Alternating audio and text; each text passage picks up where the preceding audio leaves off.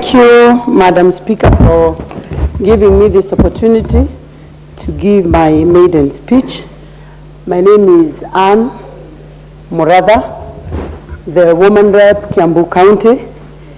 I would first want to take this opportunity to congratulate you, Madam Speaker, on your election as the Deputy Speaker of this House.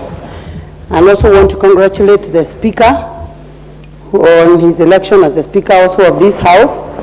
I also want to congratulate our President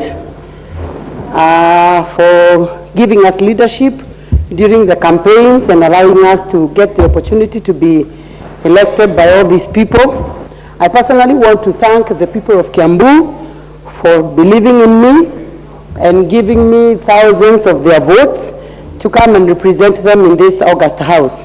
I am indeed very grateful for the 12 constituencies in Kiambu County and the 60 wards that believed in me and gave me their thousands of votes.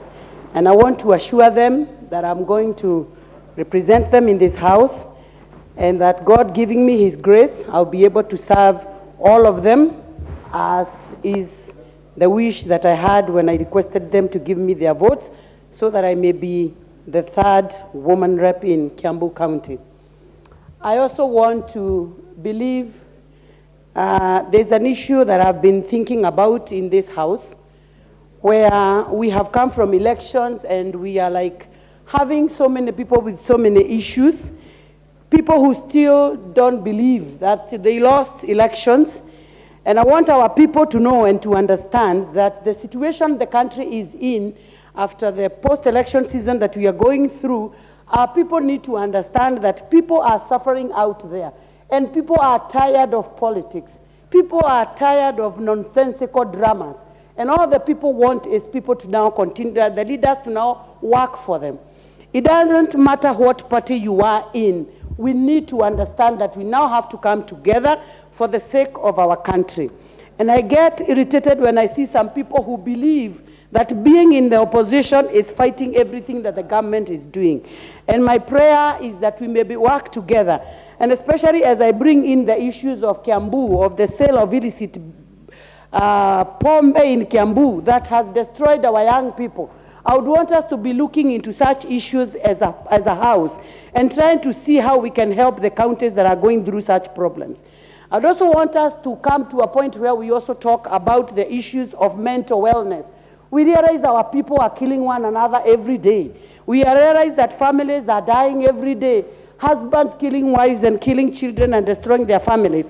And I'm looking to a point where we will now need to be sitting together as Kenyan leaders and speak on behalf of our people and look into ways of how we can develop our centers for such things and looking into mental wellness. So that when we are able to help our people, we are seeing even people in the forces, in the police, in the army, killing one another, and these are the issues we need to address. And when we continue looking at these people, then we'll become of help to our people.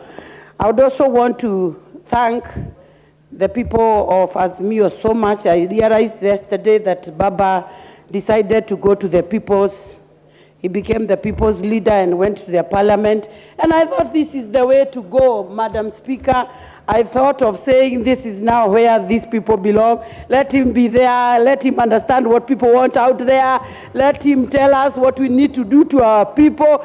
Instead of fighting us, let them tell us what we are supposed to do. We do not have another country, and all of us need to stand for this country and stand for what is right regardless of where you are. So I would want to request our people that as we move on, let us now move on as a country. The other thing, I would want to thank our president so much because of the issue that he came up with of the removal of our people from CRB. You realize that there are some people who are just unable to pay their debts, and now that they are defaulters, but because of the economic situation in the country, they were not able to pay, and they were listed among and blacklisted with the people who never pay their debts, and they were outlined as defaulters. I thank the president so much for giving these people a second chance so that they can be able to get loans, and especially where I come from, our people believe in working for themselves and earning their own money. And so when they are given an opportunity where they can get some small loans and can be able to access instead of being blacklisted, I really want to thank the president so much, because I have seen especially the boy child, young and the old, when they do not have money, then these are the people who are resorting into so many suicidal cases even in our county. And so I want to thank the president so much for giving this opportunity. I would also want to request the government to avoid the issues of borrowing locally, so that they can also give our people the idea of trying to get money from the banks and also being assisted by the banks that are around to be able to get loans and be able to move on with their lives. So finally, Madam Speaker, I would just want to make this very one humble request in this house. I would just want to pray to our people and to request us to work as a team. My prayer is that we work as a team. I want to make a very humble prayer, a very, very humble prayer as a mother, as a wife and a citizen of this country, to our people in Azimio, to accept that the country has to move on, and to accept that our president is none other than William Samoei Ruto, and that the country has to go on and we have to move on, and they need to believe and they need to live with that. So that as we continue working, they also need to give the president time to work. He's not a robot. It's only a month. They need to give our president a time to organize the country and to be able to move on. And last one but not least, I would also want to request, if we are able as a house to be able to give the CSS, I would also want to congratulate the president also for appointing Moses Kuria, Honorable Moses Kuria. And I want to pray that as we get into this moment, as I continue requesting us to continue working together, we request the likes of Moses Kuria when they get such an opportunity. Let our greatest request be that we get industries, manufacturing, and all what requires our young people to get job opportunities. We have so many young people outside there languishing in poverty, and they need to hear from us. So I would want to pray that as we support the president, let us support the cabinet that he is bringing in, so that our people can be able to move on.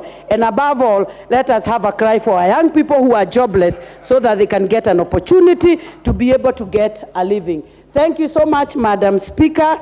May God bless you, and God bless this house, and God bless Kenya. Thank you.